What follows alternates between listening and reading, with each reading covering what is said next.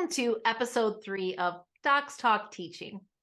Today, we're going to continue to dive into the IEP and help you to understand the role of goals and objectives.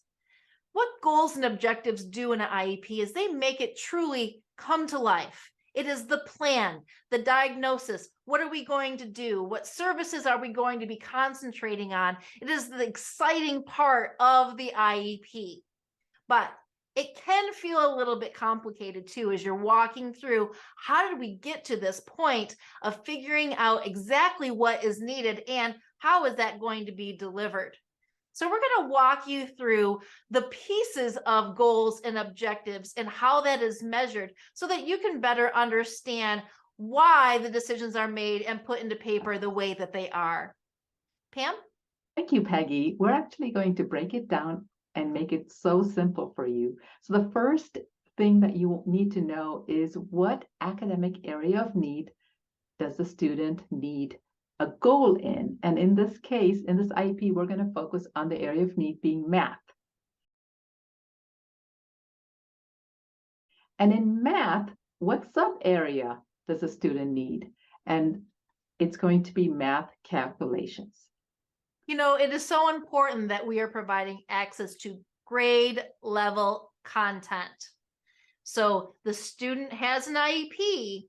However, we need to make sure that we are trying to close that gap so that the student could potentially re-enter general education full time. So we need to provide access to the general education curriculum, which means for the purposes of this student who's a third grader, we need to look at the Common Core State Standards in math.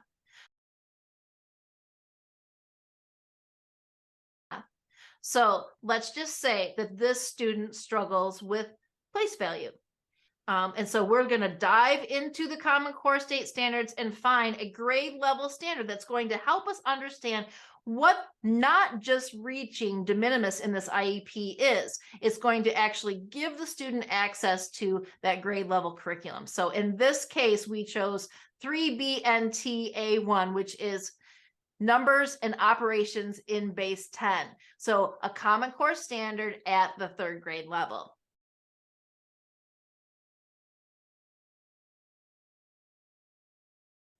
Thank you, Peggy, for addressing the Common Core. Now that you have the Common Core standard, the next step would be to address the present level of performance. Where is that student currently performing related to that Common Core standard?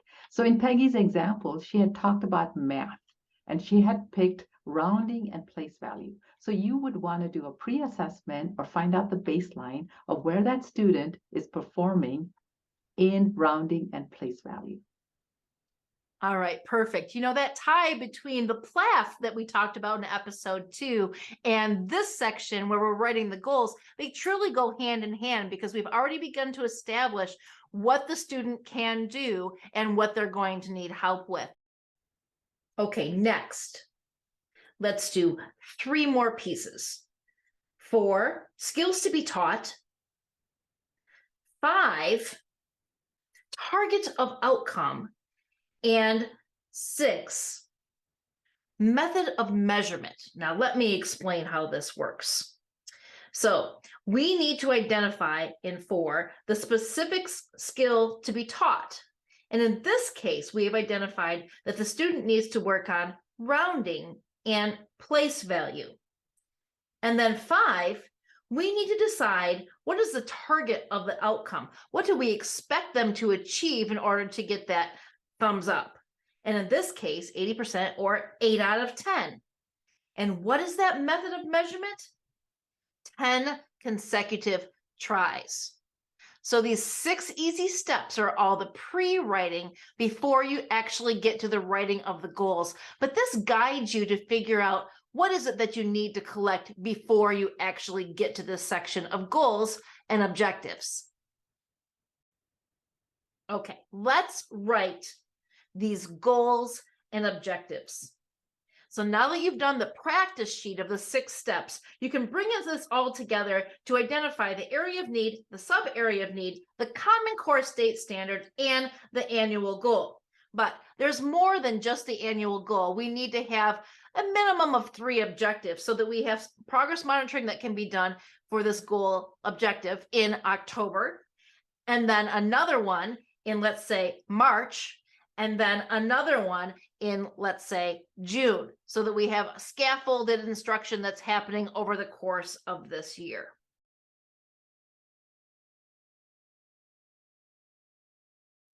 So the way this is written is that the teacher on the receiving end needs to be able to interpret what data needs to be collected so that the progress monitoring can continue and they can keep on making the checks in the boxes of that student progress so that it can be reported to the parents at the same frequency as report cards go home to the general education peers.